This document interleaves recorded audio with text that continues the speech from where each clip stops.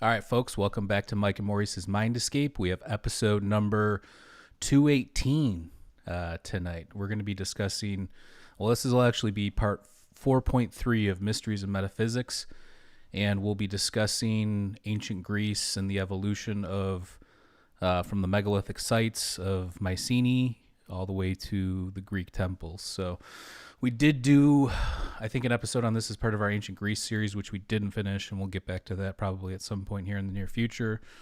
But yeah, we're just jumping right back into it. Before we get started, we do have a merch store now. So you can either head on over to our website at mindescapepodcast.com. There's a merch link there. We've got shirts, mugs, hoodies, everything. Some good designs we've got going on now, too, so go check that out. We are still doing a giveaway, too, so if anybody is interested, they can go look at that shirt right there. That's the shirt we've got that we're going to give away at the end of the month. I might buy one. Yeah, Maurice might buy one of his own that he already bought. So, yeah, if you want to enter to win that shirt, all you have to do is go to Apple Podcasts, leave us a 5-star review, take a screenshot of it, and then send it to our email at mindescapepodcast@gmail.com. And we will enter you in to win. Also, if you're interested, go to patreon.com/mindescapepodcast. For just $2 a month, you'll get exclusive guest episodes and segments. Bunch of awesome stuff up there lately. We've got one with Laura from the Megalith Hunter on Malta, talking about all the stuff on Malta, the megalithic sites.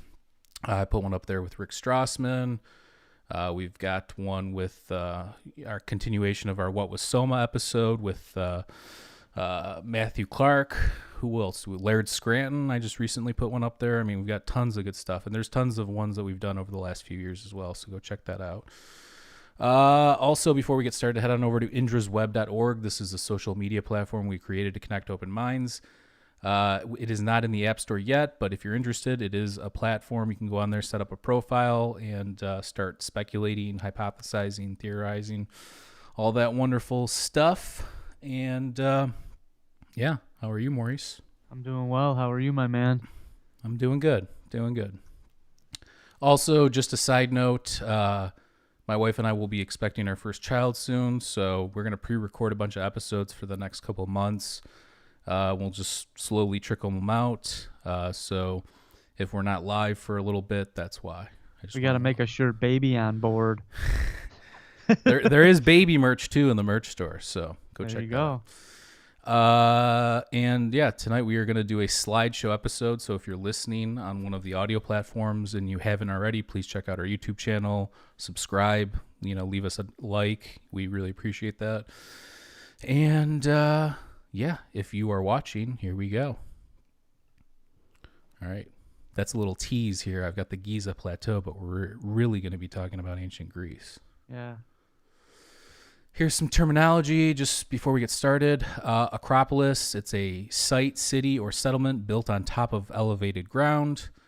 Cyclopean is a pre-classical style of Greek masonry that utilizes irregular massive blocks.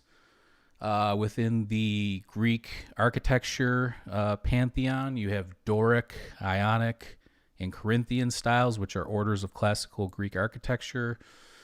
And Mycenaean, it's a period of ancient Greece that was the last phase of its Bronze Age. It spanned from 1600 to 1100 BC. Also, if you're interested, we did make like a short, kind of like a video, kind of different than obviously, our podcast episodes. It's called The Origins of Ancient Greece. We talk about like Doskaleo, which is this island off the coast in the Cyclades. And there's a lot of interesting stuff in there. So if you're interested in this topic, it kind of gives a little precursor to all the stuff we're going to be discussing. So go check that out. All right. So this kind of goes in chronological order. So we'll just go through like the evolution of some of the megalithic sites and structures all the way to some of the later Greek temples. So Delos is a UNESCO heritage site. It has significant cultural importance. It is a sacred site in regards to archaeology and mythology. There are stone huts on the island that suggest it has been inhabited since the 3rd millennium BC. Thucydides said that the original inhabitants were the Karen pirates from the Anatolia region of Turkey. King Minos is said to have expelled all of them all to Crete. It is the birthplace of the twin gods Apollo and Artemis. So in terms of Greece and the stretch, there's going to be a lot of sites that are in Western Turkey. You have where you get a lot of the Ionian stuff all the way over to Italy, and you have southern Italy and Sicily and all the stuff over there. So that's how big kind of the Greek Empire stretched, and it's got a lot of stuff there. So, Oh yeah. some of the Delos landmarks are the Minoan Fountain, the Terrace of the Lions, the Temple of the Delians, the Sacred Lake, which is now dried out, the Oikos of the Naxians, the Doric Temple of Isis, the Temple of Hera, the House of Dolphins, the House of Dionysius, and the Delos Synagogue. The House of Dolphins, that actually sounds like something from the Game of Thrones or something. Yeah, it does. Do you remember any of this stuff, or any of, we did go over a lot of this stuff before. Actually, some of these are the exact same slides. Yeah, the names are starting to trigger some concepts, but for me, I got to go over things a couple of times to remember them. I don't have that memory like you do. So yeah, a lot of these slides are from the slideshow from our Ancient Greece, Megalithic Structures, and Temples episode that we did. But that was, I think, episode 110 or something, so it was a long time ago. Long time ago. Let's see here. There's another picture of Delos. We got to So now- go on a big field trip one time, though. Yeah. This would be amazing. We'll go on this entire. We're gonna recreate this slideshow with us standing in front of each structure. So here we have, a lot of people don't know there's pyramids in Greece. They're not obviously as massive as the Giza pyramids or anything found in South America, but they're there nonetheless. This is the Pyramid of Helonikon. So the pyramid at Helonikon, there is controversy surrounding the dating of the structure. Mainstream archaeologists suggest it was built sometime around the 4th or the 5th century BC as a tomb for the soldiers who fought for the throne of Argos. Thermoluminescence dating of the surface of the megalithic stones suggests a date of 2000 to 2500 BC. This would date it to roughly the time of the construction of the Great Pyramids of Giza, or the Great Pyramid of Giza. Ceramic shards were dated from 3000 to 200 BC, so there's a pretty big gap there. The entrance corridor aligns with the Orion's belt from 2000 to 2400 BC, and a new method for dating stone was applied and suggests a date somewhere between the 4th and the 3rd millennium BC. This was, however, discredited by archaeologists. No surprise. LOL. I must have put that in there a long time ago. So in terms of when this was actually built, I've heard lots of different things, as I just mentioned. I'd say the safe bet would be the 4th or the 5th century BC, but with all these things, it's like, who knows exactly. Yeah, we don't want to be safe anymore. We want to go out there. Maurice wants to push the envelope a little bit. Yeah, you're darn right. Here's the Pyramid of Helonikon from a different angle. As you can see, it's been crumbled in. And I'd say it's only got the bottom third of it, or maybe even half. I would say between a third and a half left. So here's the picture from the inside of it looking out.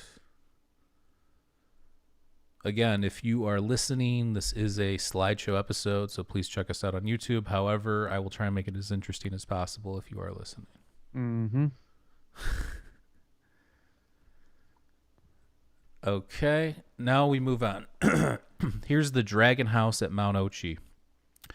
No dating, suggested dating information, or speculation of the builders. No reference by ancient text or historians. It says from 2002 to 2004, the astrophysics department at the University of Athens made connections to Sirius, dating it to 1100 BC. I mean, if you look at it, that looks. I mean, it looks like it's pretty precisely That's amazing. put together. I mean, it doesn't really look like there's any gaps.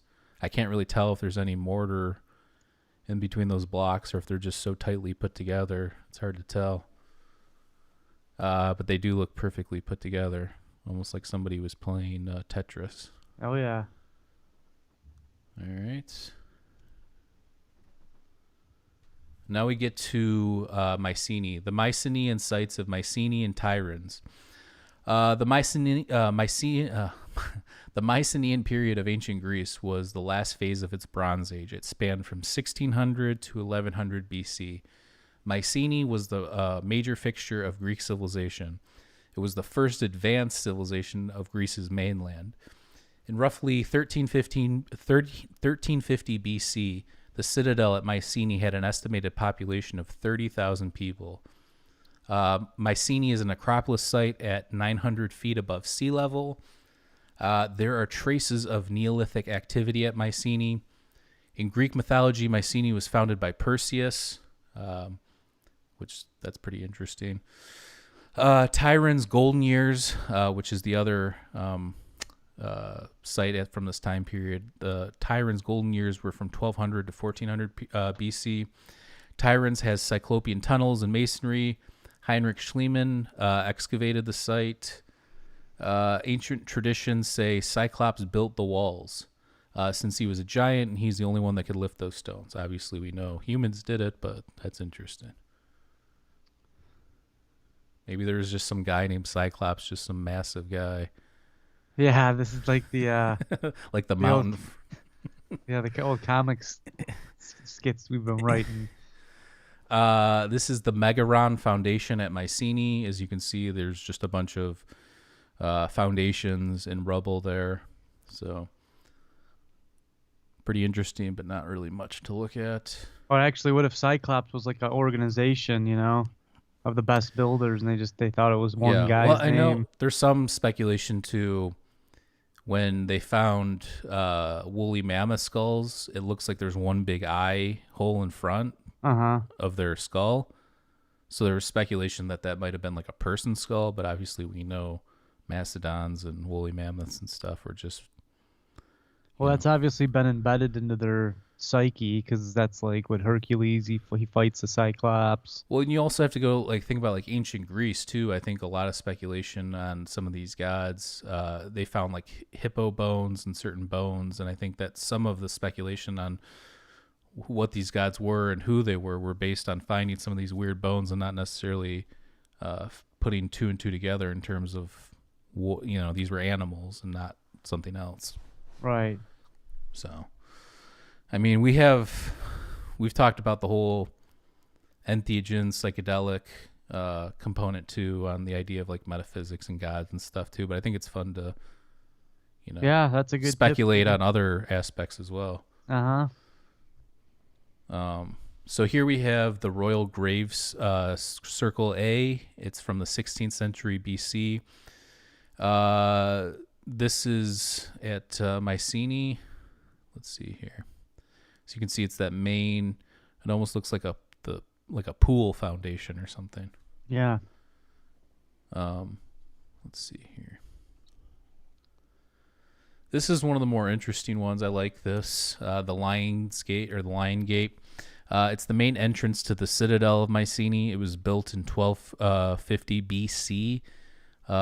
It's the only existing monumental Mycenaean sculpture, which, as you can see, that's pretty ornamental above the lintel of the doorway.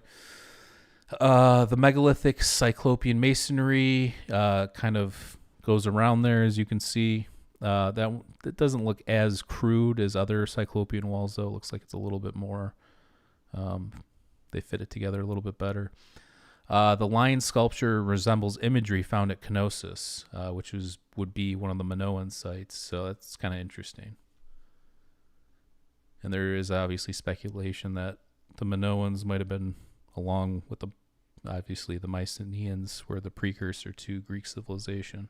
Well, I'm sure there's always speculation on there's most of this stuff. Well, there's tons of crossover between all this stuff too, especially being in such close vicinity of one another. So, Okay, here we go. This is the tomb of Clytemnestra. It is a Tholos-style tomb. It was built in 1250 BC for King Agamemnon's wife, who is Clytemnestra.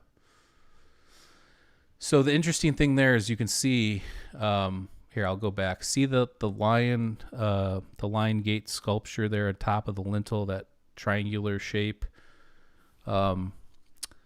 sculpture. Now look at this tomb, and you can see a similar cutout. So did they have another lion style sculpture there before? I mean, that's something we've speculated on that ancient or the Origins of Ancient Greece movie that we made a long time ago. And then you go in and you can see it goes all the way through to the inside of the tomb. So, I mean, that's just my hypothesis, is there was some sort of sculpture similar to the Lion Gate, if not the same thing, above there. Yeah, and those structures would probably be quite the pretty penny for any kind of thieves or whatnot. Well, yeah, I mean, I don't know. I mean, who knows? Well, that'd be the what first the thing worth. that would be jacked, don't you think? Well, I mean, it's not. I guess it depends on how valuable that stuff would be back then. I mean, if it's ornamental, I guess it has some value. But I mean, in terms of it being like similar to like jewels or gold or something like that, I don't think it would be as important. Mm-hmm. But if there's something to be jacked, you're always there. You're always there to bring it up, though. Yeah, I'm looking around. Well, why would it be gone? Did it crumble? It was obviously taken out for some reason. Maybe a later group, or I don't know. Maybe a later group of people decided that was something else, or maybe it was the logo or the crest of some other civilization or precursor or something, and they just didn't believe the same thing or weren't the same group of people. Could be anything. Yeah, I hear you. I guess my mind goes in a different direction. But I mean, again, why? I guess the question would be why it looks very similar to the same thing at the Lion Gate, like above the lintel. Why would it be the same thing if there wasn't something there? I mean, that's right. A question you'd have to ask somebody who's an expert on this. But yeah, I don't know. That's just my hypothesis on the matter. Here you have the Cyclopean Tunnels at Tyron's. Actually, you see very similar tunnels on Sardinia that were created by the Nuraghi people as well. So it's kind of interesting. Again, lots of crossover, similar region. Those are two different tunnels side by side, but they're very similar. This one you can see kind of the stones towards the top. They are kind of crudely put together. So it's a better example of Cyclopean masonry, in my opinion. Let's see here. Here's a close-up of some Cyclopean masonry found at Tyron's. There's obviously some growth in between there. But again, not anything that's like super polished or put together, just kind of like crudely put together in a way that fits, where it's not going anywhere. Mm-hmm. Okay. Here is the tunnel at, I think it's called Eupalinos, the Eupalian aqueduct at Samos. It's 3,400 feet long. It was built in the 6th century BC, and it used to be an aqueduct, or it was used as an aqueduct.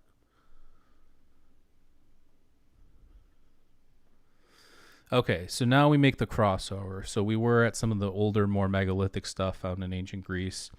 And, I mean, I have no doubt that the Greeks probably took some pointers from the Egyptians. We know the later philosophers like Thales.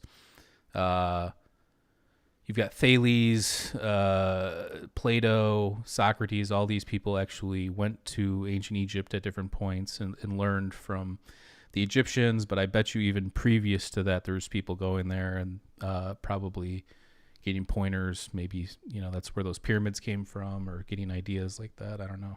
Just a hypothesis. But yeah, now we get to the Greek architecture stuff. Here you see the columns. There's 3 different types of columns. This is the most basic. It's called the Doric. You can see it there. This was used in the Pantheon.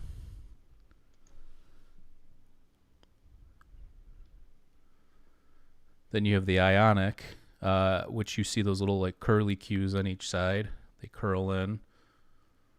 which is kind of interesting. I wonder if that's just a stylistic thing, because they do look like the spirals found on megalithic sites from Neolithic Europe. Even that Malta episode we just did with Laura, who's the megalith hunter. Some of those blocks have similar looking spirals, and you can find them at like Newgrange and stuff like that. But I don't even know if that's the same thing. That might just be some stylistic thing as opposed to some greater meaning. Yeah. And then we get to the most decorative one, which is the Corinthian, which, as you can see, they really dialed it in there. Very, very artistic. Beautiful. And then here you just have like the different styles. Here's just a diagram of the different styles and pillars, and then the architecture above that connects the temple to the pillars. Do you have any questions so far? No, nothing yet. Okay. Here's a diagram of the different parts. We don't have to go through it all, but you have the base, or like the steps, which is just called the Crepidoma, which would be, if you remember the Easter Island, how they have the Ahus, which sit below the Moai. That would be like this temple's Ahu. It's like the base or the platform. It's the Crepidoma.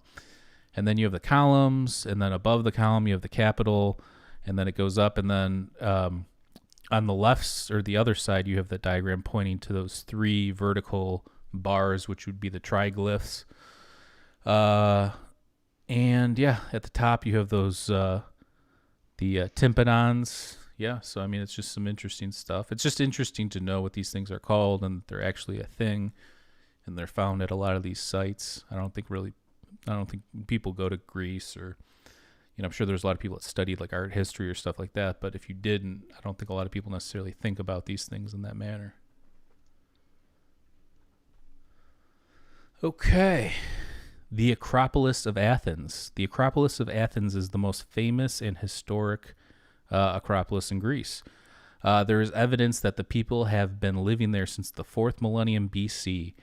The Acropolis's most popular sites are the Parthenon, the Erechtheion, the Temple of Athena at Nike, the Propylaea, and then in the 5th century BC, Pericles coordinated the construction of those sites. It also contains the Odeon, Herodotus, Atticus, the Theater of Dionysus, and the Lucinian. And Xerxes destroyed most of everything and anything of significance in 480 BC. This idiot. His dad, Darius the First. I mean, that's just what happened in the ancient world. People conquered each other, destroyed stuff.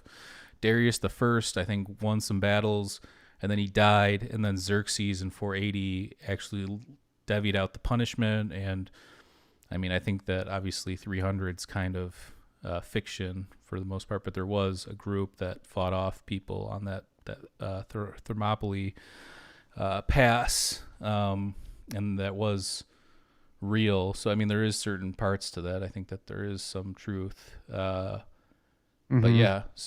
Xerxes did destroy a lot of the temples, 480 BC. So we get to the Parthenon. This is probably one of the most famous temples, and it was built between 447 and 387 BC. It was built on the site of an older temple dedicated to Athena. It was considered to be the pinnacle of the Doric order. Again, the Doric is just the most basic, earliest version of the Greek pillars. Here's another picture of the Parthenon. And it's beautiful. I mean, there's no other way around it. I mean, you can look at this thing all day. I think ancient Greece is just, it's the pinnacle. It's simplistic, but it's beautiful. And even though, the Cyclades are very rocky and stuff, there's just like a rugged beauty to it too. It's hard to describe. Let's see here. Here's a picture. You can kind of see the Doric pillars and then the triglyphs above that there. Just a close-up. Okay, this is the old Parthenon. As you can see, that's what the inner line, the darker lines are, the older Parthenon. Or the old Parthenon.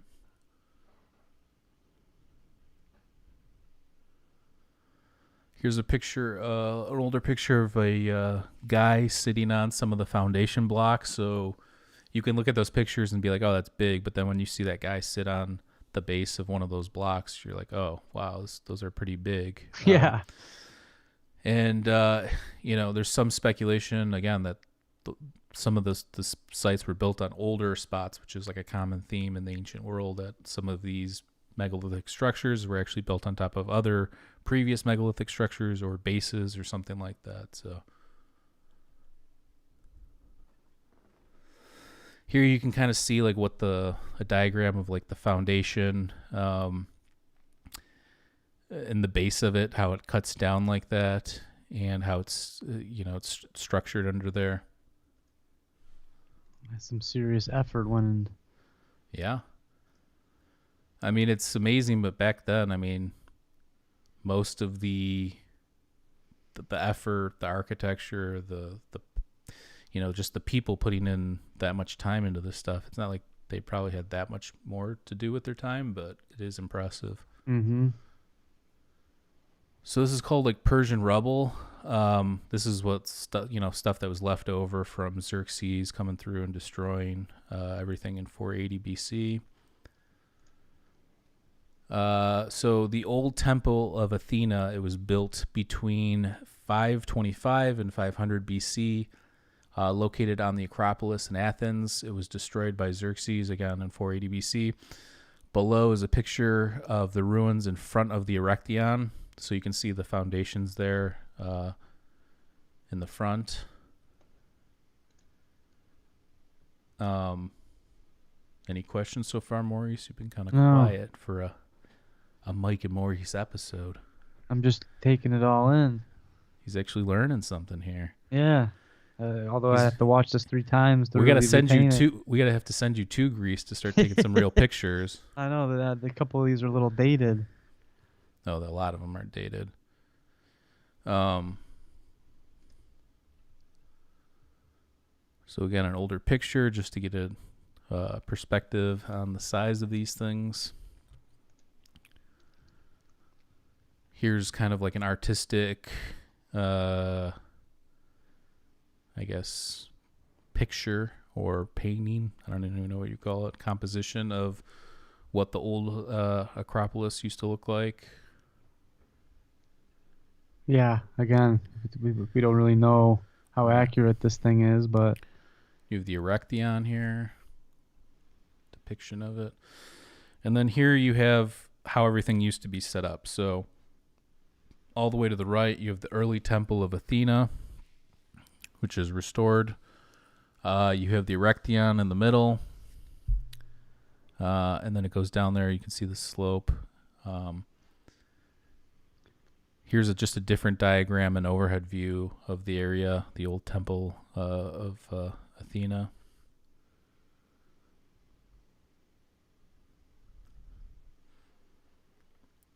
Here's again another picture of the foundations of the old Temple of Athena.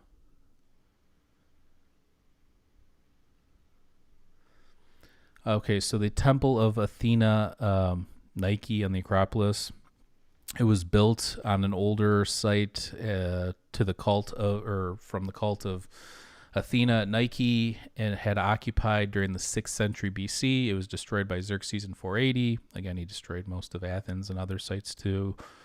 Even Naxos. I mean, he went through and he did some damage. Yeah. By the way, if you're interested, I created a composite, almost like a image of the Portara at Naxos. So if you know what that is, we do have a shirt in our merch store online. I think I did a pretty good job. Maurice thought it was a real picture when I sent it to him. So. Yeah, it's beautiful. So go check that out. This guy's turning into quite the artist. I just looked at a bunch of different views, and just kind of put this thing together on Illustrator, but it is a cool shirt. We call it the Mind Escape Portal. Oh yeah. So the temple was finished in 420 BC, and it was demolished by the Turks. And what does that say? It was rebuilt in 1834. Okay. The Temple of the Olympian Zeus at Athens. Construction began in the 6th century BC by Athenian tyrants, but it was not completed until the 2nd century AD by Roman Emperor Hadrian, roughly 640 years later. It was built on an ancient outdoor sanctuary site dedicated to Zeus. It was destroyed in 267 AD by barbarians. So that one's just in the middle there of like huge residential area, pretty much. Yeah, look at the city. And then you have this flourished. And then you have this beautiful ancient site right there in the middle. Yeah, it's barely holding on, but it's nice that they appreciate it. And yeah. Here's an older, I guess, picture or paint. No, I guess it's an illustration of it. You can kind of see what it used to look like before all the modernization of the civilization around it came into fruition. This one actually looks like a picture, and actually it looks like something's on the top of the temple too, almost like a little structure on top of the structure there. I can't really make out what that is. Almost looks like a little house or a little room or something. Yeah. In here at the Temple of the Olympian Zeus, you have Corinthian-style pillars, which are the most ornamental style there is. Let's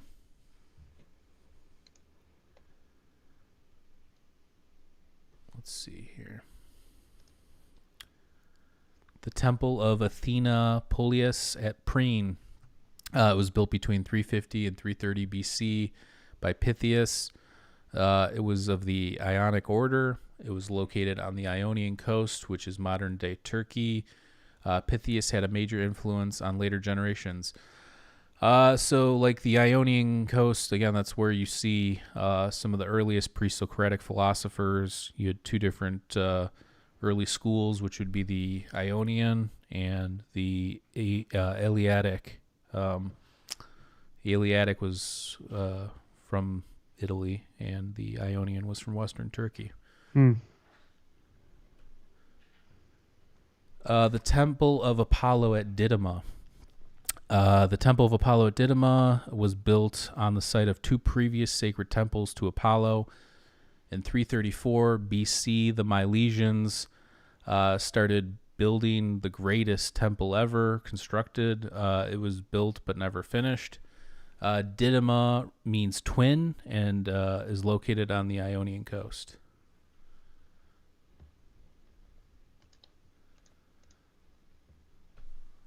Okay, so here we get the Temple of Artemis at Ephesus. Here's the floor plan.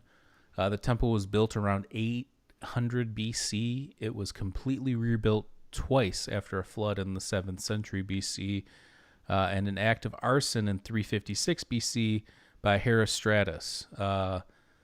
It was rebuilt a third time and survived 600 years until the Christians destroyed it, and some of the other stones were used for other buildings. Thing's been through a lot in its time. Yeah.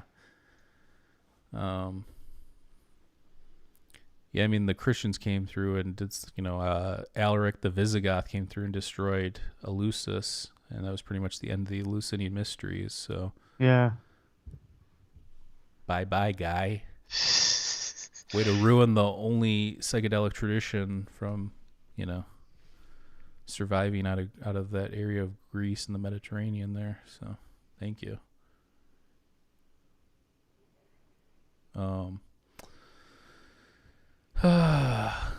Actually, Terence McKenna does a great talk on when he's talking about the Lucinian Mysteries. He does a good job explaining kind of the history behind it. So it's an interesting listen. You can probably find it on YouTube. But yeah, I mean, screw the Visigoth guy. You know, like, why do they have to come through and ruin? That's BS. Yeah. Watch your mouth. The city plans of Delphi, and then you can see I have a little arrow pointing to the Temple of Apollo.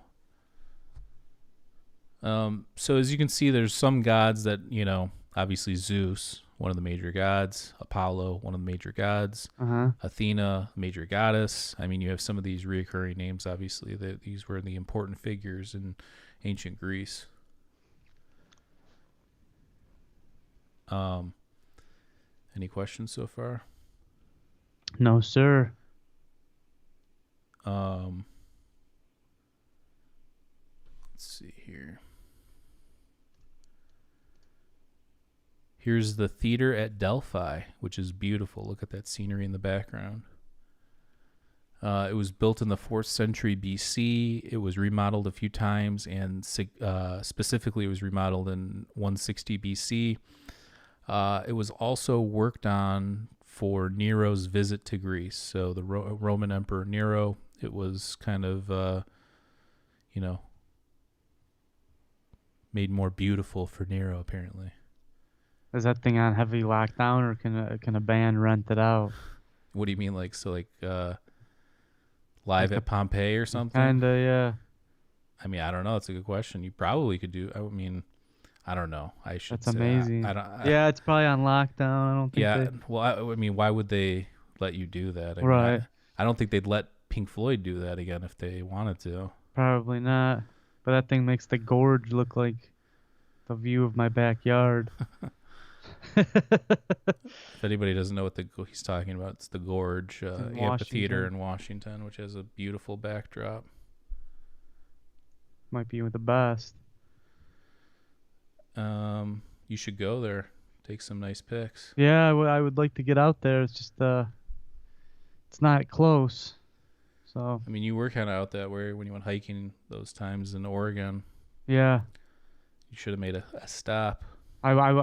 There was a bunch of concerts going on there. I was just going to stay out there for another couple of weeks, but real life grabbed you, and then you forget about your adventures. Yeah. You know how it is.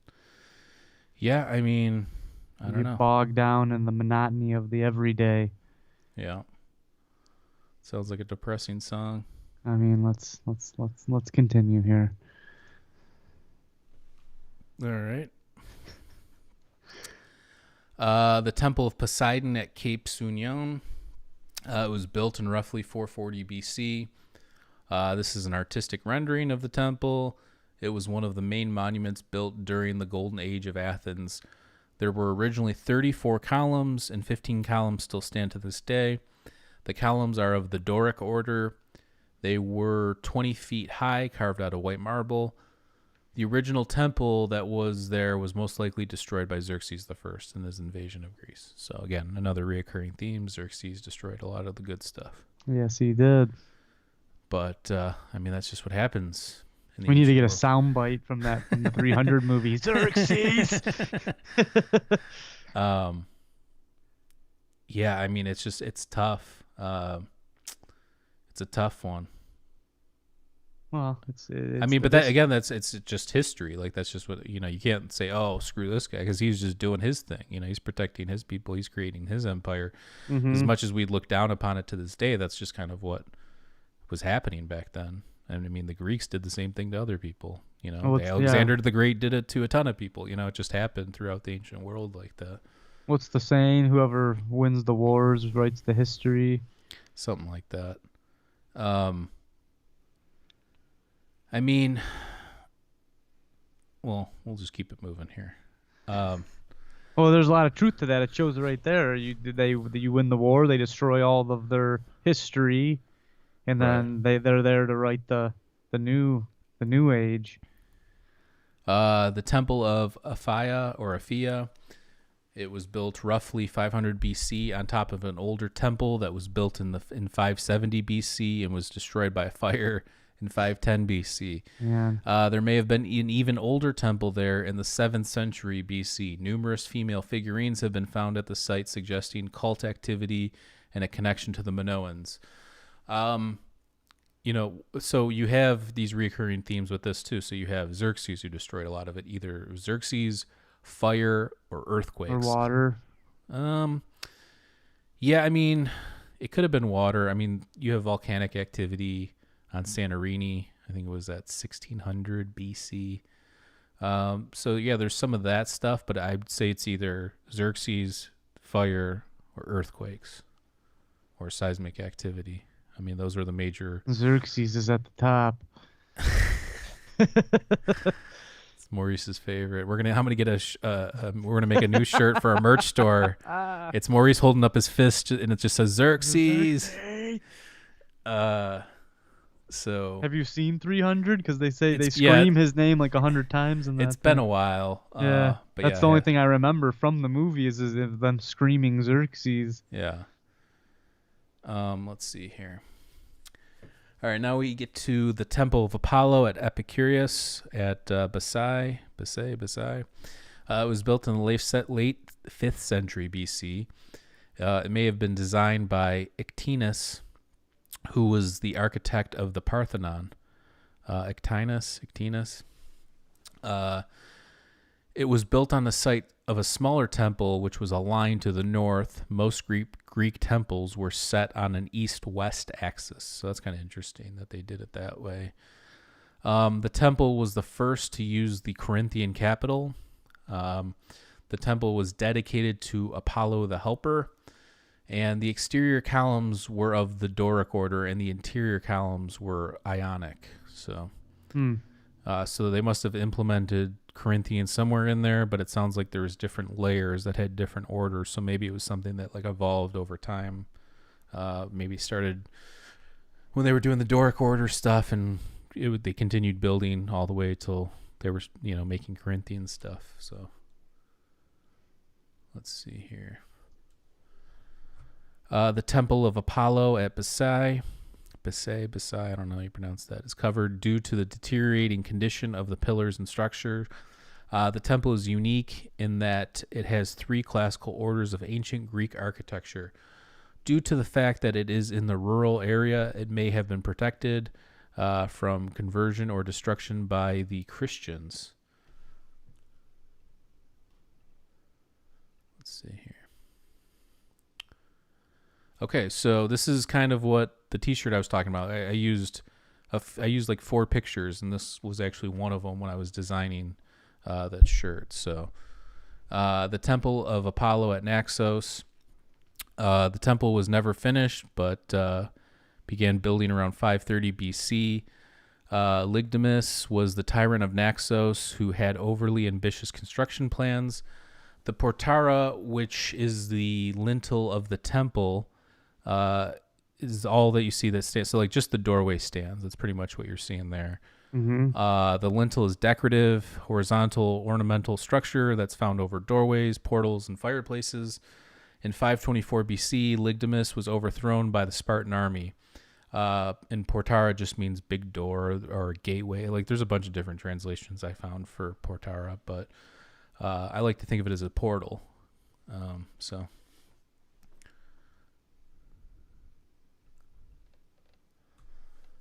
The Temple of Zeus at Nemea, located in Peloponnese region of Greece.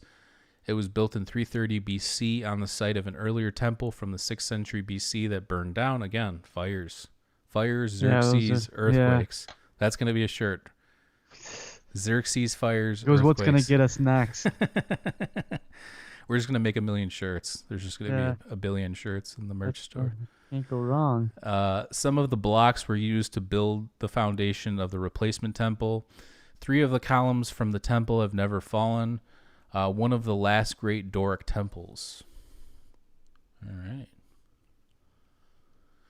Here you have a artistic depiction of the Temple of Zeus at Olympia. This is a reconstruction, as you can see. I mean, it looks pretty nice. You've got those thick triglyphs. Looks like it's of the Doric order. And all that stuff built around it is just to support it. Yeah, it's just other structures in the area, maybe other buildings for other uses. But yeah, I mean, imagine Imagine tripping in one of these. Oh, in their heyday, it would be unbelievable. Imagine, experiencing the Lucinian Mysteries and then going walking through one of these temples. It'd be crazy. Yeah, it'd be amazing. Okay. The Temple of Zeus was built at the Altis, which is an enclosure that has a sacred grove and open-air altars that date back to the 9th to the 10th century BC. Was between 457, or this was built between 457 and 470 BC. The architect was Libon from Elis, who used the Doric style.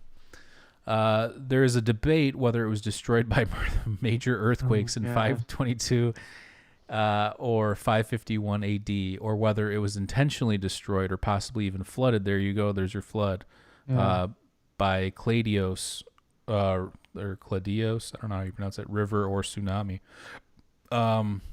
It housed one of the 7 wonders of the ancient world, which was known as the Statue of Zeus.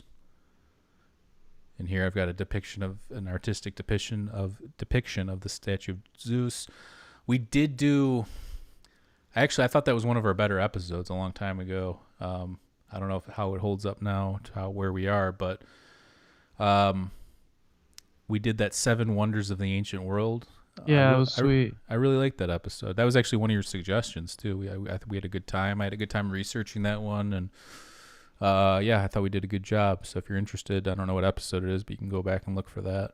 Were they the natural wonders or the ancient wonders, the natural wonders? Oh yeah. And then there's like the modern wonders. Yeah, we should do another one of those. The statue of Zeus was 41 feet tall. It was built and sculpted by Phidias in 435 BC, one of the 7 wonders of the ancient world. Okay. The Temple of Hera at Olympia. Here's the floor plan. It was built in 590 BC. And this was destroyed by an earthquake in the 4th century AD. Again, Xerxes, earthquakes, fires. Well, if you think about it, what else is going to tear these things down? Yeah. There's nothing really else. Well, here's your flood. This thing's flooded in the picture. The Temple of Apollo at Attica. The Temple of Apollo at Attica was built in the 6th century BC. Children from a nearby orphanage discovered the site, which had been drained and landscaped. That's kind of interesting.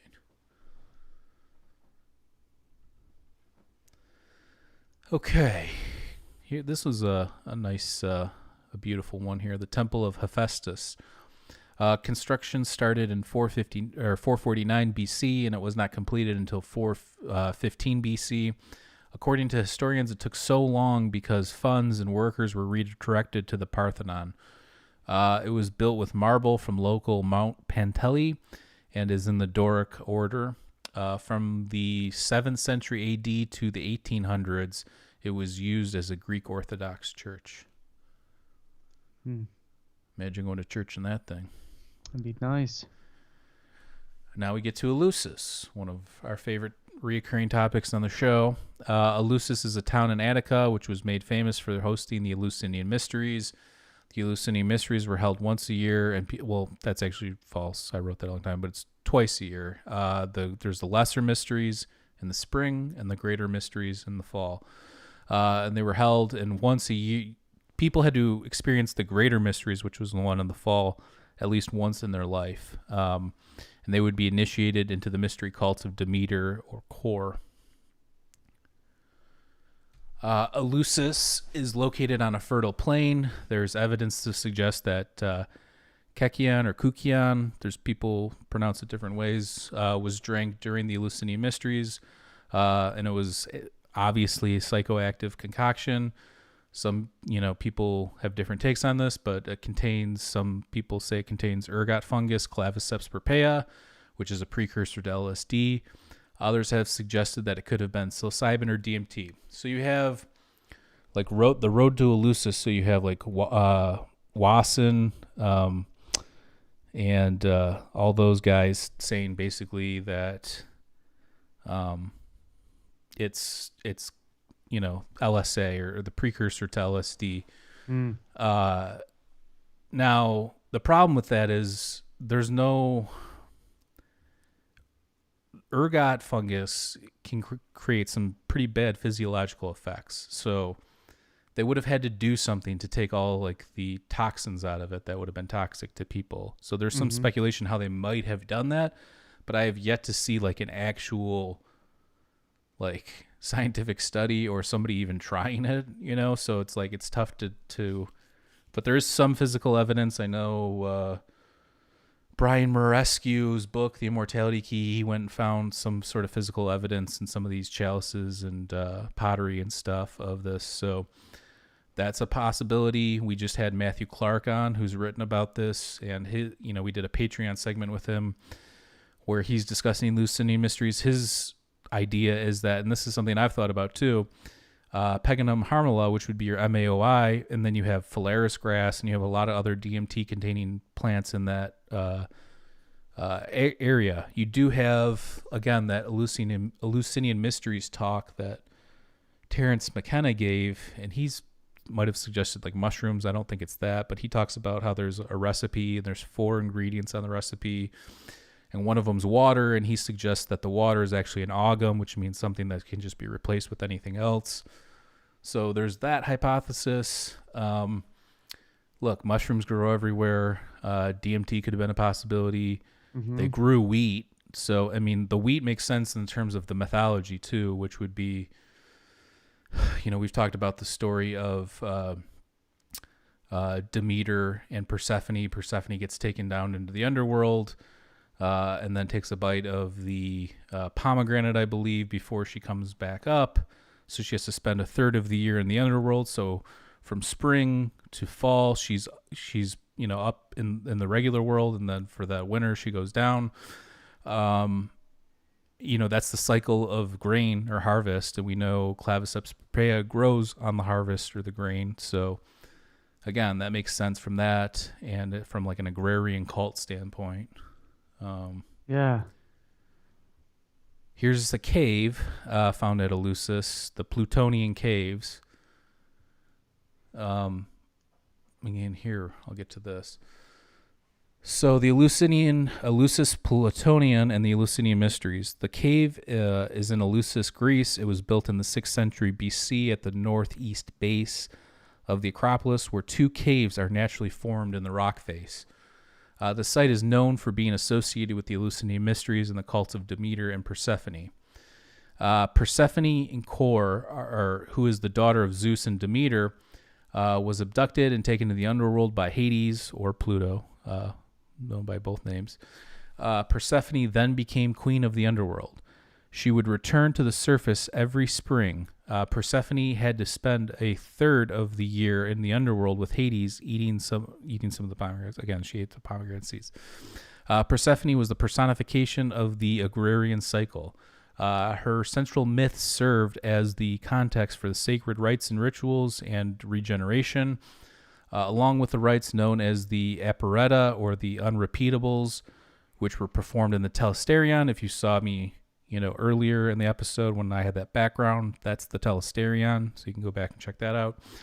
Demeter made the earth barren every winter and every year until she saw Persephone return, then spring emerged. So the smaller cave contains an opening with a rock stairway that leads outside the Plutonian enclosure to a deep pit. It is associated with cult rituals of the Lucinian Mysteries. The larger of the 2 caves held a 4th century BC rectangular temple. This cella replaced the earlier structure from the 6th century BC in dedication to Pluto. Reliefs found nearby are related to Pluto and Persephone, who would descend and ascend into the underworld each year. Plato participated in the greater mysteries. Plato wrote his dialogue, the Phaedo, when discussing immortality and the soul. Socrates says, "Our mysteries had a very real meaning. He that has been purified and initiated shall," I can't read that last part here that I wrote. Oh, there we go. "Dwell with the gods." So, again, this is the quote. "Our mysteries had a very real meaning. He that has been purified and initiated should dwell with the gods." So I asked the question, was the Lucinian Mysteries and the cave the inspiration for Plato's cave? I mean, the the psychedelic experience mixed with these caves could have been the inspiration for Plato's cave. Yeah, that's Major paradigm shift. I mean, you have to think that that's the biggest paradigm shift somebody like Plato's had. I mean, we're going to discuss this a lot more in the future, and we've discussed it a lot in the past, but where are these gods in day-to-day consciousness? Where are these gods in day-to-day life? Do they just not exist anymore? I don't think that's the case. I think that they were either entities found in altered states, like, even the oracle from Delphi. The oracle at Delphi was supposedly inhaling, psychoactive gas coming from the ground. Yeah. What about Go ahead. What about like Laird's theory that as time goes on, we get closer to the gods? Yeah. I don't discount anything. I'm just going by what I know. And what I know is the world around me, and all I've ever... we're in the bad flux, according to him. We're not very connected to the spirituality at the time. I'm not discounting that. I'm just saying. I mean, is that my theory or hypothesis? No. I mean, I like listening to Laird. I think he's an interesting writer and speaker, and I think he's got some really interesting things to say on the topic for sure. But my personal hypothesis is all this stuff comes from altered states of consciousness, whether it be psychoactive compounds, meditation, lucid dreaming, sleep paralysis. I mean, there's a million things you can go to. I think psychedelics is the most interesting one because you can still interact with the world in your waking state of consciousness. So you can literally walk around and interact with the world in an altered state of consciousness, which you can't do while you're sleeping or meditating or any of the other ones. But there is a undescribable amount of people now being separated from spirituality. Why is that so? I don't know. But people are doing psychedelics and things at a highest My question capacity. to you would be then, why do you think that that's the case? Like, where in history have you seen that again? At what point in history do you see that? Or is it because we're lifting the veil now, and through science, technology, philosophy, all these things, we're understanding things at a higher rate than we ever have before? Oh, I'm not in the camp of that we're understanding things. I think that when the deeper we look and the more we analyze the atom, we're looking in the wrong direction. Well, okay. I think that our humanity has lost some kind of synchronization with each other. And if we I believe in science. I'm a big science guy, but at the same time, there's a spiritual. It's another shirt. I'm a big science guy. Bill Nye's X'd on the back. No, but the bottom line is I think that humanity now is missing some kind of spirituality, a togetherness, if you will, and what that may be, I don't know. I'm not debating that. I'm not debating that we're missing. Look, I think we all need something greater to believe in. I don't know. It could be the universe. It could be, a creator. It could be. I think my point is, if you look at like all the religions, all the mythologies, all the stuff, where are these gods? Because it's happened throughout all of history. If you want to point to a golden age and say, look at this, look at what they did here, well, then what happened throughout all the other history where there's gods too? You're not making sense logically. Well, you can only see the written history of the time. Again, we don't know how far back humanity has went. No, I know, we but can what speculate on that. But my point again is, you can go back to Göbekli Tepe. There's anthropomorphic structures there, okay? And then you see, like, let's go back to like Malta or some Neolithic Europe. You start to see gods and goddesses pop up and rituals and different things. That goes on until we still have gods and goddesses. So again, where are these gods and goddesses? And my theory or hypothesis is that it's all metaphysics is based on altered states of consciousness. Well, right. And I think it helps with that either. I think it helps propel humanity forward and helps us evolve, but I don't think it's something that we experience in day-to-day consciousness. Well, I think you can experience it if you know the right techniques. But my point is, there's one thing that every single person has either contemplated or feels deep down within themselves, and that there is some kind of creator or there is some kind of overpowering energy or God. I mean, the term God now is so taboo and so destroyed. You can't because even it say means without something. people. It means something different to everybody. Like there's Right, not. but you say God, people instantly think of big gray man and sitting in the sky and their eyes glaze over. So it's like Yeah, they think of now like a Zeus-looking character. right, but now you want to stay away from that term God, but it's stupid because a God it doesn't mean gray beard in the sky. I mean that's a Christianity. That's a Well, I that's mean, if you something were to that's ask me, I implemented would into say Western. it would be like almost like I don't even know. Like it would be like a primordial energy thing or something that connects us all, or like panpsychism, something like that. I wouldn't think of it as an entity within this realm. And let's say there is something that created us, it would be outside of this realm. So you wouldn't really you wouldn't really feel the influence like on a day-to-day consciousness level. You have to escape, mind escape. You have to escape your consciousness to figure out what this thing is, because it's like consciousness. I don't think we're ever... Yeah, but my argument is you don't need to figure out what this thing is. Why do you have to figure out what this thing is? We're here, we're alive.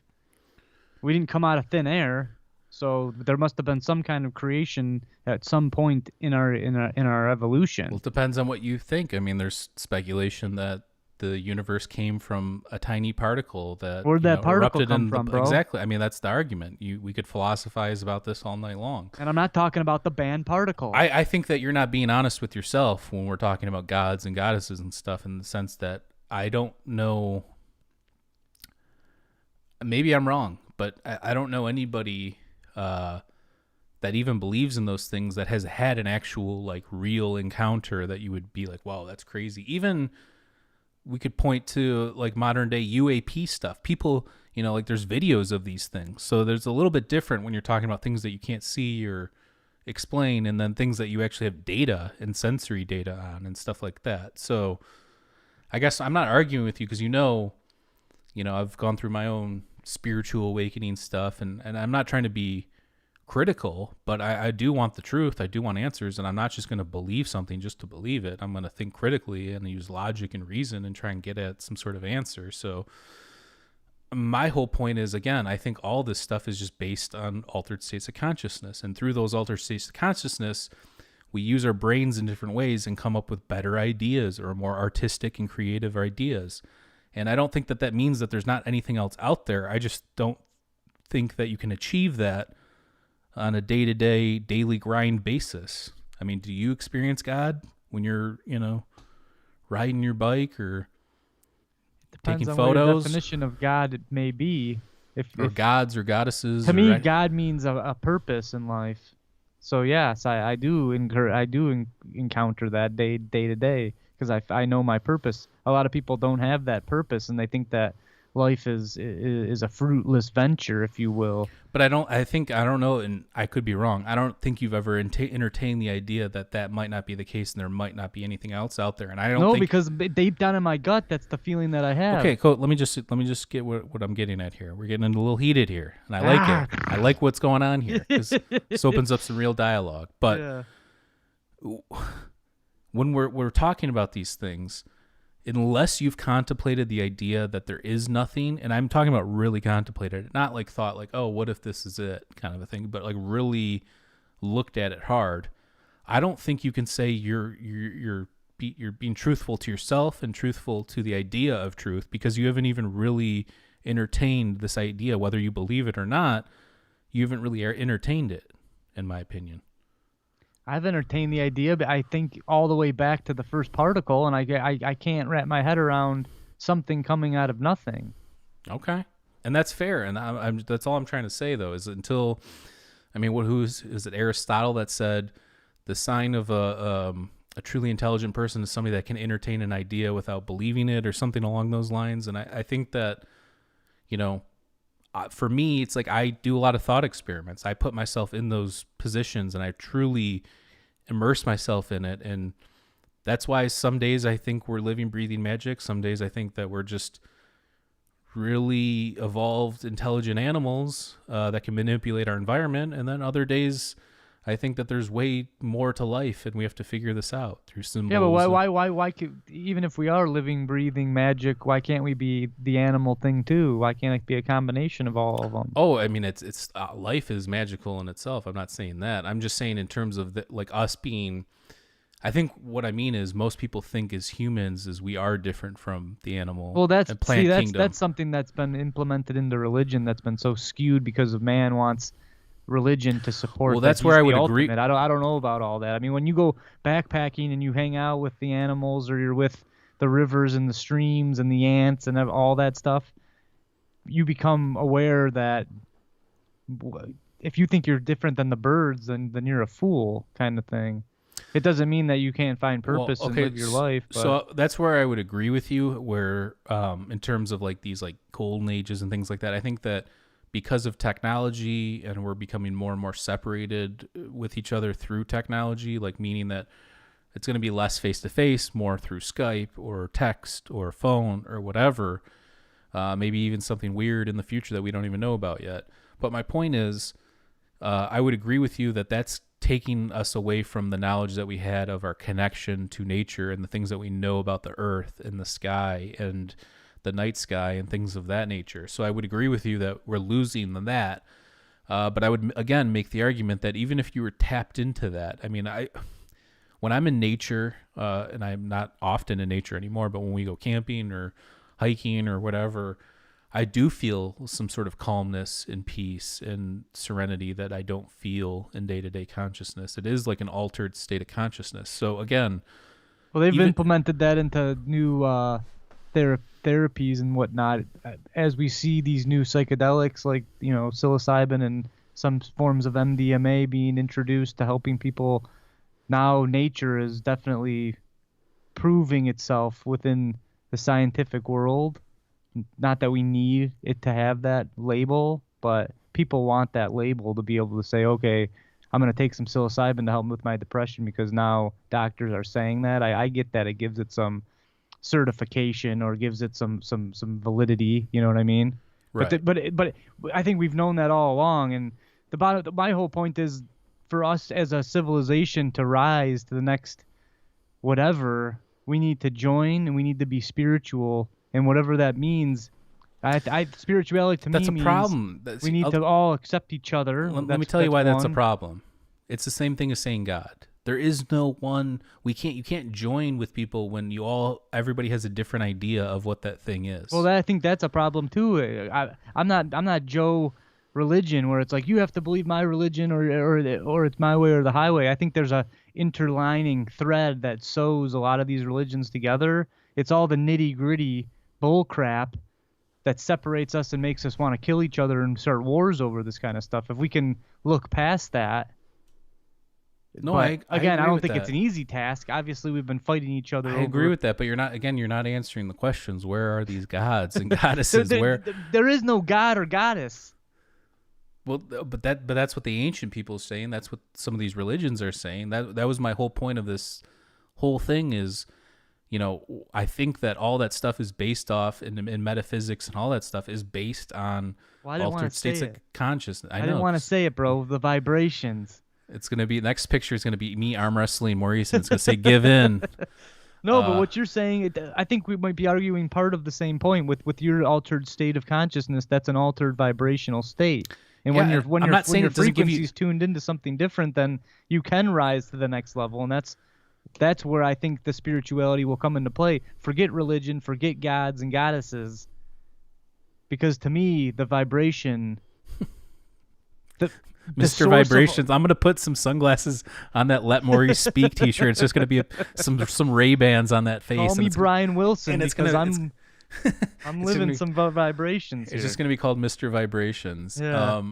No, I mean, yeah, we are agreeing on some of these things. I'm just making the point that, this idea of spirituality, again, that means different things to different people. And I'm fine with that too. I'm not saying it has to mean one thing.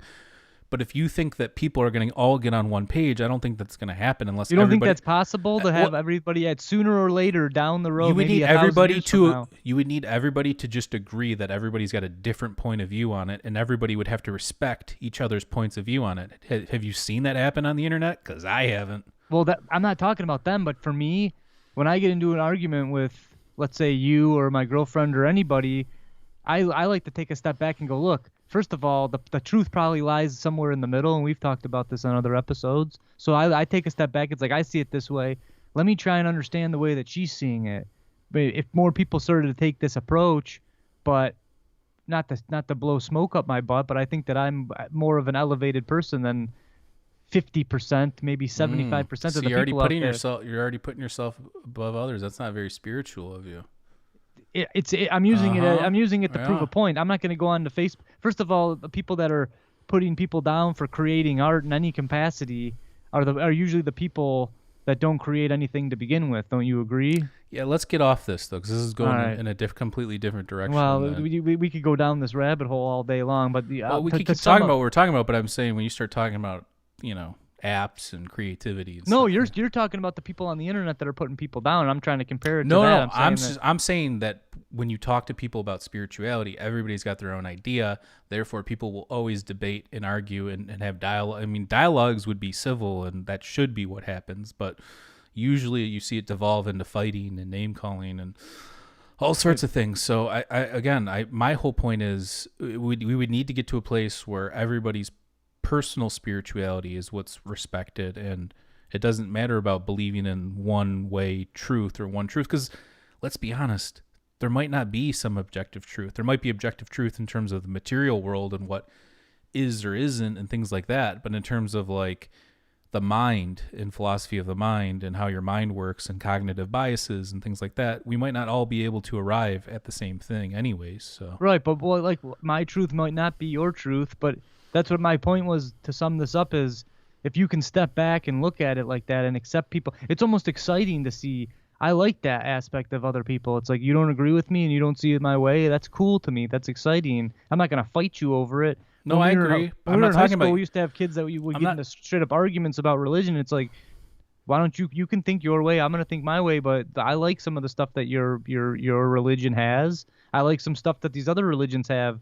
But a lot of these hardcore dudes would be like, if you dabble with that other religion, then you can't be this one religion. That's where I really put my foot down, and that's why I don't like some religions, most religions, because they say you have to stay within the confines of this religion. If you dabble with Buddhism, you're out. If you dabble with Hinduism, you're out. That's horseshit. Again, I'm saying my whole thing is just do away with. I'm not saying everybody can believe what they want, but to achieve what I'm talking about and what you are supposedly talking about, humanity's had at some point, I find it hard to believe. I just think it's been different civilizations that reach a pinnacle that have, their stuff in order, and I think it shows through their artwork and megalithic structures and things like that. I don't think it was some, cohesive thing on Earth or whatever. So, but just because back in the day there was more spirituality doesn't mean that everybody was fully agreeing upon it. They just had more of a mystical, spiritual side to them. And again, I'm fine with that. Like I said, I mean, we were talking about like entheogens and stuff like that. The mystical aspects of those entheogens and rituals and things like that are what I've found helpful for my issues. And I don't know if that's the same for everybody. That's why I'm all about options and different tools for everybody. There should be different stuff on the table for different people. Maybe absolutely entheogens that have no psychoactive compounds to help people, or have it, or people talking about these psilocybin patches and all sorts of different things. So I'm all for all different options for all different people, whatever works for you. I guess that's my philosophy, but everybody would have to have that philosophy for everybody to, it would need to be a lot more healthier in that regard. And with the way everything's going right now in the world, I don't see that happening anytime soon. Yeah, I agree. But it should be the case. But I mean, look, when we started the show, Mind Escape, that was the goal, was to bring people together through us learning and going on this knowledge quest and, putting some of these pieces together. And it just seems like things have gotten a little bit worse. So, but we're just going to keep doing what we're doing. I can only control myself and my own thoughts and philosophies and stuff like that, and evolve myself and hope that everybody around us evolves their consciousness and, can find that within themselves. So. My one last thought would be maybe back in the day, too, there was less people altogether. So especially during those Dogen times, don't you think it would be easier to have a cohesive consensus about one particular thing if there's just less people altogether?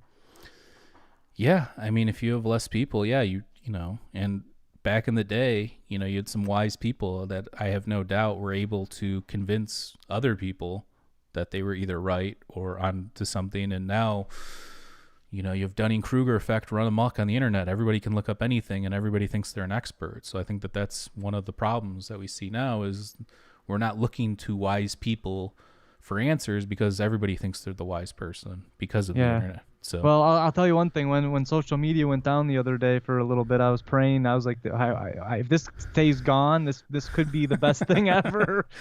Well, I was just thinking the other day too. I was thinking what life was like before the internet. I mean, back in the day, we just used the internet to like make CDs from like LimeWire and Napster and whatever. Mm-hmm. But yeah, you didn't use it for that. Like I just remember like calling your friend, and if they weren't there, they weren't there. You couldn't, they didn't have a cell phone. So it's like, was so-and-so home? No. Okay. You call the next day. Hey, you want to do something? Sure. And you just assumed that person wasn't going to show up. You didn't get a last minute text saying, oh, I can't make it. Or, oh, something came up. If somebody said that they were going to do something, there was a good chance that they were going to do it. So. Same thing with going out. Your parents couldn't get a hold of you. When you were gone, you were gone. Seriously, there's no answering. Yeah. I mean, I remember it's cool when we to had have a cell phone pagers as a too, kid, like but... paging, like, call home or whatever. Oh, yeah. But yeah, I mean, those were the days. And I think I'm glad that we were a part of that because we've had a taste of both worlds. And Right. at least there was that simpler time that we got to enjoy. So I think that's actually pretty cool that we kind of went through the transition of it all. Like we were at the beginning of, AOL and stuff like that. So we got to see the transition. And I think that there is a benefit to seeing both sides of that I don't think future generations might not have, having that perspective of what it's like with all this crazy technology that we have now at our fingertips, and then what it was like to not have it. Even though there was some technology, it wasn't like, the pinnacle or the thing that we did all day long, so. Yeah, but then at the same time, I feel like I'm like my dad, and it's like, well, my music was the best, and well, that's always how it's gonna be. Everybody gets older, everything changes. The next generation, and that's how your kid's gonna think about you. That's how it all is. Yeah, but I do think there is timeless. There's a reason why we talk about Plato and Socrates and some of the great ancient thinkers, and you have Lao Tzu, and you can go back to any parts of the ancient world, and there's wise people that had interesting things to say, and Well, it's funny too. Like I picture myself back in those times and to see how the people interacted, and for some reason, just because it's ancient, I always feel like they were way more serious. So it would be interesting to go back there and just see if it was like, just straight like Bill serious. and Ted's. You go back, you're wearing a toga. Yeah, but did they talk like this? Did they have? Obviously, they didn't talk they did like talk this. like this. But did they talk like? Did they jest? Did they hang out? Did Well, they you have to think. do that Depends. kind of stuff? Early, I mean, the earliest forms of writing were, I think, cuneiform, 3400 BC, and then you have Egyptian hieroglyphs coming along at 3200 BC. And language was like the technology back then. So where we might have like an iPhone now, that was the thing back then, and that you had to think that's that really, really altered consciousness, because we're not just talking like phones. Even though it's this crazy technology and tool, you still have to use language through it, right? But imagine inventing language. Do you know what I'm saying? Like, that's still like the main thing there. That's the massive, I think that's why different cultures too have different, takes and consciousnesses too, is because different languages alter the way you think about things to some regard. So there was also a way more serious atmosphere. Obviously, you kept saying earthquake. So just to live, I think now we have a lot more freedom. We have houses, we have food in the supermarkets and stuff like that. So we can spend more time jesting. We can spend more time hanging out and talking about whatever. Back then, it was either eat or be eaten, or avoid the fire, Xerxes, or the earthquake. It's Xerxes, earthquakes, or fires. choose your poison. Your adventure. Shout out to Taz. Thank you so much. You've been a huge support, and we love you. I want to give a shout out to new Patreon member Azrael too. Shout out to you. You're awesome. We love you. And shout out to all of our Patreon members. We love you all. And shout out to Sandy and the crew. And yeah, I mean, again, I think that these are fascinating conversations, and I love, talking about this stuff and having a dialogue on these things. But, again, I think that we all just have to understand that everybody's got a different mindset and philosophy and cognitive biases and, all these different things that affect them on a day-to-day, basis. So we just have to be mindful of that. And, Well, we pretty much demonstrated the exact same thing that we were arguing, because you have one idea, I have another idea. So it was a good portrayal of real life with that. But I accept your views, and I appreciate but my your argument was just that something that's so prevalent, it has been so prevalent since the dawn of civilization, and it's been hugely influential on who we are to this point. Where are these influences, these gods and goddesses and, religions, and like where are these? Where did these ideas come from? I don't think you need to say god and goddesses. I think God, that's the other portrayal of the word God. It means a man in the sky. I think God means an energy source. So it can't be goddess or God. It can't be a man or a woman. You're thinking now, you're only thinking monotheism. You're only thinking of people that believe in one God. There's tons of cultures that believe in multiple gods and goddesses. So, but I still chalk it up to one essential energy source of them all. Yeah, that's you. Again, but there's religions that still believe there's gods and goddesses and multiple gods, pantheon of gods. There's people, this isn't something of the ancient days. This exists now. I hope you realize that. Oh, yeah. So I do. So that's what I'm saying is, like, you're not right. It's the same thing what you were saying. So you're not for sure right. That's just your idea of it. Right. But I could be right for my own life. Well, that's just it. And that brings up a better question. Almost like relativism. What are you doing right now? Are you wiping your screen or something? Yeah, clean something off. Yeah, you better clean up that face, dog.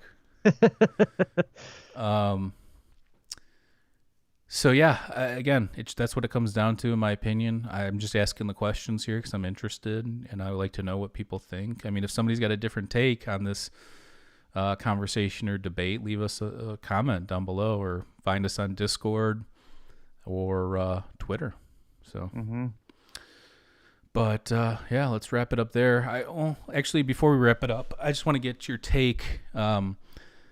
I think the whole thing we were just discussing kind of ties into what we were discussing with megalithic structures and temples, and why they built these structures and temples, and who are these people that they built them for, and things like that.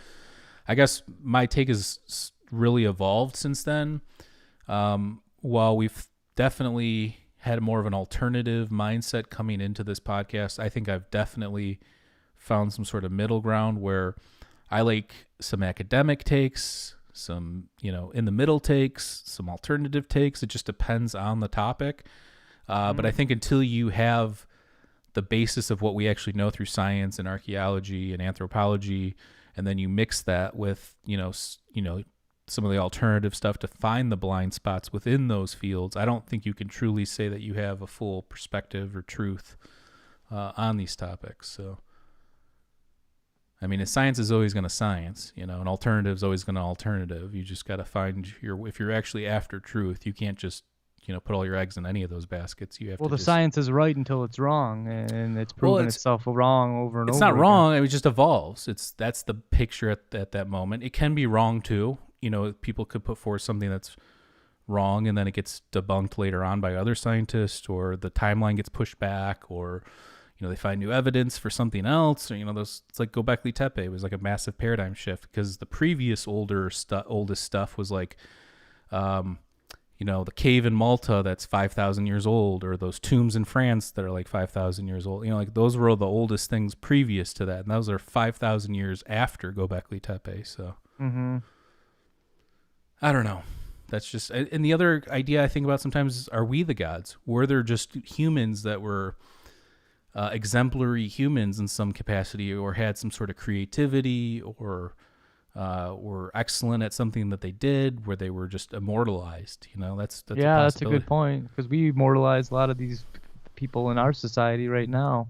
Right. So that's another thing to think about. But again, I like to go with the truth probably lies in between all of it, because if you immortalize somebody, let's say like a Paul McCartney or something, and then in 1,000 years from now, he might be the god of music, something like that. Because think about what you have to go by. Obviously now there's way more information and the internet and here's things like that. Here's my problem with that, though. All it takes is a solar flare, boom, done. Technology doesn't even matter. Anything No, that's I been know, recorded, but or I'm saying if someone chiseled into a rock, this guy is a god of if they this guy's chiseled the into god a of rock, music, yeah. and then over time people just heard McCartney and then they associate him with being a god of music. Well, here's how I used to think about all this stuff.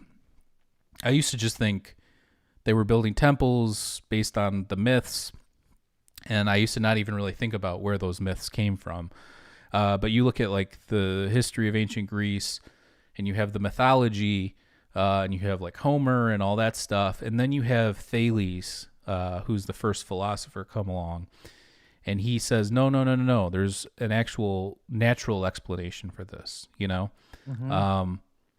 For instance, we can go through a lot of the stuff, but I think one of the things is Thales was able to take advantage of the situation because, for instance, he saw during the rainy seasons that more olives would be produced, okay? People didn't really think about this before. So he went through the next time there was a rainy season, and before the season was up, he bought all the olive presses. So he had all the olive presses. So when people needed to, press the olives at the end of the season, they had to come to him, and he had all the machines. So that's him using science and natural philosophy to take advantage of the situation. It wasn't because of Zeus or Demeter or whatever. It was because he knew that there was a natural explanation for it. And there was things that he got wrong. I think he thought that magnets had souls, and they don't. It's just magnetism we know now, but back then that's not that wouldn't be that weird to think about. But there's certain things that people evolve through thought over time. So I don't know. I look at things like that, but I look at like that transition from mythology to natural philosophy or science, and I think that science can be super beneficial. It is super beneficial in a lot of ways, but I do think you need philosophy to balance it out, because scientism is a real issue, and you have people that think that just the scientific method is where it's at, or peer review. But again, the people that are doing those things are people too that do have cognitive biases themselves. So you just have to kind of filter through all that as well. Yeah. But it is where we're at. This is where we're at. And I think that we've really evolved. If you look at some of our first episodes, which I cringe, I can't even listen or watch them now, but they're good times. Just relax. But that's the whole point of the show, is to like evolve our thinking and thoughts and everything like that. And I think that again, we got into this thing and started doing this podcast from like a spiritual and alternative standpoint. And for me, again, I'm looking at all angles now. I'm looking at the academic stuff, the alternative stuff, the in between stuff, anything that's interesting on these topics, that somebody has something to say, that has some sort of basis to it or is steeped in logic and reason. I'm all for it. So yeah. Well, let's wrap it up here. Again, we have some amazing merch and shirts now in our Mind Escape TeePublic store. So you can either go to mindescapepodcast.com, click on the merch button, or I have the link down below as well. Head on over to our Patreon at patreon.com/mindescapepodcast. For just $2 a month, you'll get exclusive guest episodes and segments. Again, I just uploaded some, with Dr. Rick Strassman, Laird Scranton, Matthew Clark, discussing the Lucinian Mysteries. We uploaded one with Laura, the Megalith Hunter, we're discussing Malta. So lots of great stuff up there. There's way more stuff. I don't even know how many we have up there now. There's probably 50 or 60 segments by now. So go check that out. And we are on Discord as well, if you want to come find us on Discord. One more thing, head on over to indrasweb.org. It is live. This is a social media platform we created to connect open minds. So if you want to speculate, hypothesize, theorize about all the stuff we've been discussing, go check that out. And one more thing, we are giving away this t-shirt at the end of October. If you are interested, all you have to do is go to our podcast on Apple Podcast and leave us a 5-star review. Take a screenshot of it and send an email to mindescapepodcast@gmail.com, and I will submit you for the giveaway. And that is it. So great conversation. I'm glad Maurice talked toward the end. We need to get him a Let Maurice Speak T-shirt, which we do have in the merch store. Yeah, baby. It's an outline of this guy. Yeah. And I will be creating one with sunglasses on that says Mystery Vibrations. So go check that out. But we love everybody. Stay safe out there. And we're gonna do so the Mysteries and Metaphysics 4.4 will be on all the other megalithic structures we've discussed so far on the show since the beginning. And then 4.5 will be ancient Egypt, and then we'll move on to the other topics. Part 5 and part 6 will be on other things, not megalithic structures. So look for that. But we love everybody. Stay safe out there, and we will catch you next time. Peace. Are you gonna say peace or what? Peace. Yeah.